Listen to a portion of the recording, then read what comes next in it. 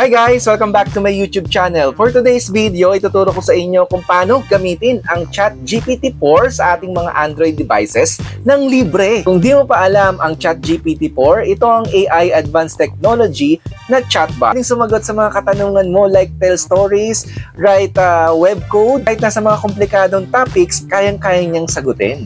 Dahil sa panahon ngayon, nasa AI technology na tayo na kailangan natin i-adapt at malaman ito para makasabay tayo sa future technology. At bago ko simulan, kung bago ka pa lang dito sa aking YouTube channel, pindutin mo na yung subscribe button, click mo na ang notification bell para updated ka sa mga future videos natin na ipapalabas katulad nito. Tulungan nyo akong maabot ang 100k subscriber bago magtapos ang 2024. So disclaimer guys, itong video na ipapakita ko hindi sponsor ng application na ipapalabas ko. Siguro na papatagalin, panoorin nyo. Watch this.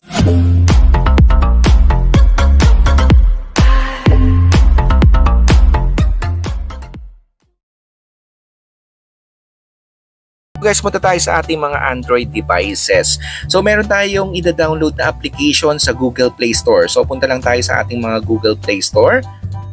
So, type lang natin itong Bing Chat so Bing GPT-4. So, type lang natin itong Bing GPT-4. So, lalabas ito guys. So, ito ang kanyang application. So, Bing Chat with AI and GPT-4. So, napakaganda ng ratings. So, 4.6 out of 5. At ang ganda ng mga comments. So, ito guys ang ating download. Download lang natin to at papakita ko sa inyo kung paano ito gamitin. So, napakadali nito at napaka-useful lang po itong gamitin. At talagang magugulat kayo, no? At kailangan na makakatulong sa inyong araw-araw na gawain. Or sa school, sa business, pwede. So, install lang natin to guys. Then, open natin. So, as you can see, powered by Microsoft. Yan. So, ito ang kanyang interface. Then, allow lang natin ang mga permission. So, continue natin. So, as you can see, ito ang kanyang interface. Dito, makikita nyo yung Copilot. So, while using this app muna tayo, then ask me anything sa baba. Meron ditong, dito tayo magta-type ng itatanong natin. So, anything you want na itanong, pwede niyang sagutin. So, ayan guys. So, type lang natin. Subukan natin itong Copilot na chatbot. So, ayan. So, sabi natin dito, paano dumami ang pera at yumaman. So, try natin to, no? Type natin tong paano dumami ang pera at yumaman. So, tingnan natin kung ano isasagot ng ating AI ChatGPT-4 na chatbot. So, ayan. So, try natin to. Then, search lang natin. Hintayin lang natin in a seconds. Mag-generate siya at ito ang kanyang isasuggest sa'yo. So, sabi dito, upang dumami ang pera at maging mayaman, ayan, no?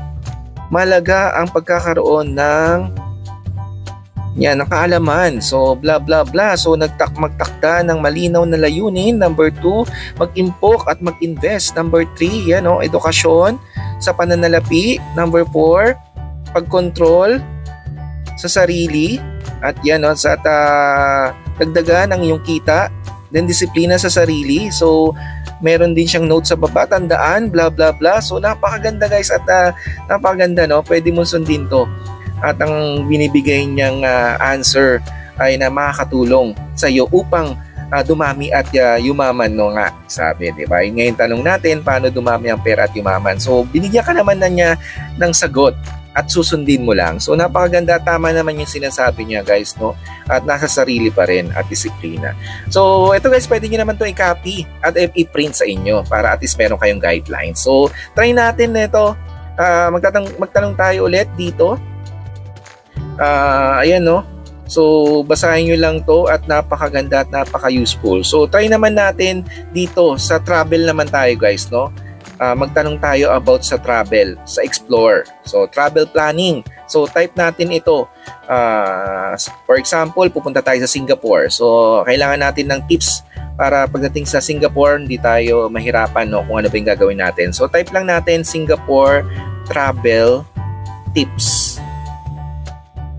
Ayan. So, tingnan natin kung ano isasuggest ni ChatGPT-4, ang ating artificial intelligence chatbot. So, ayan, napakaganda at napapanood ito guys.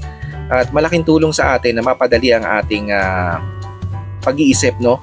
At ating gawain sa buhay. So ayan ang suggest niya. Here's the detail, 1-day travel for Singapore. So ayan, merong morning, breakfast, explore by the bay, transportation, nagbibigay din siya ng tips sa transportation, afternoon, kung ano yung gagawin mo, ayan, kung ano yung mga sasakyan mo, then sa evening naman, ito yung gagawin mo. So napakaganda, napaka-useful na binibigay niyang tips guys, no? Ayan, no? Napaka-detailed. Ayan, so Singapore travel, so magbibigay siya ng transportation tips. Then sa baba may maps.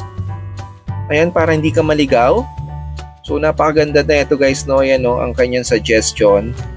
Napaka-detalyado ng binigay niya sa sagot sa tanong natin, no? Na travel tips, Singapore travel tips. So meron ditong mga Garden by the Bay na pwede mong puntahan, Singapore Botanical Gardens. So ayan, nagsuggest siya at yun, napakaganda.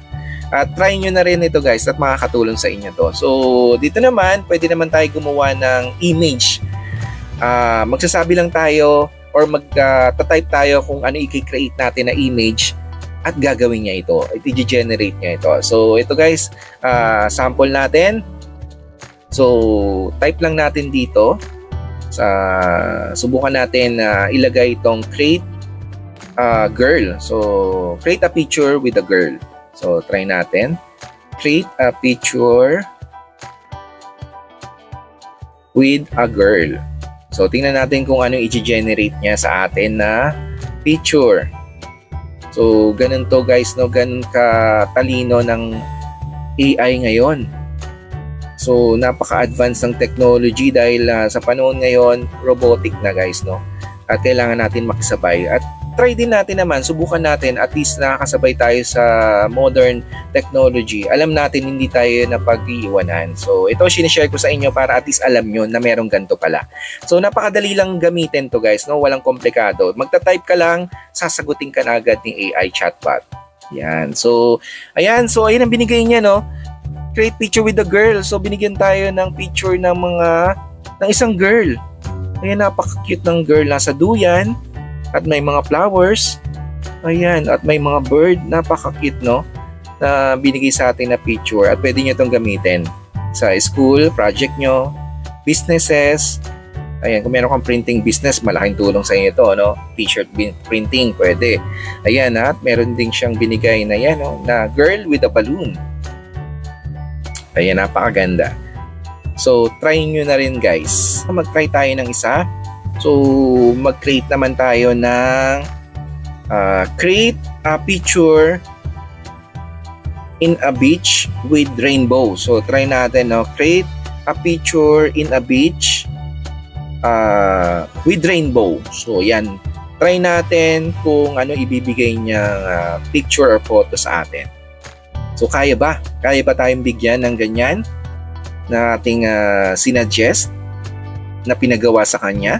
Ayan. So, try natin kung ano yung isasuggest niya or ibibigay niya sa atin na picture. So, hintayin lang natin na seconds at i-generate niya ito. So, kailangan to may wifi guys, no? At kailangan mag-login ka. Once na maghingi ng login account, mag-login ka lang guys. Kasi para at least magamit natin yung mga features niya. So, ayan. So, ito ang binigay niya. Ang sabi natin, gumawa siya ng isang beach na picture with rainbow. So, yun nga. Ginawa nga niya guys, no? Napakaganda. Napakatalino itong chatbot na to, na AI. So, ayan. Nagbigay siya ng 4 na samples. Mamili ka na lang. So, napakaganda nitong binigay niya. Napaka 3D realistic ang dating. So, ayan. So, try nyo na lang at explore itong application na ito. At libreng-libre lang guys. Mag-login ka lang. At pwede mo nang i-explore itong AI na chatbot. Makakasabay ka na sa ating future technology. So hanggang dito na lang guys. At hindi sponsor ang video na ito guys, no? Dahil sinishare ko lang ito ng libre. So hanggang dito lang. Maraming salamat. Like and share muna sa family and friends na meron ganitong channel. Bye-bye!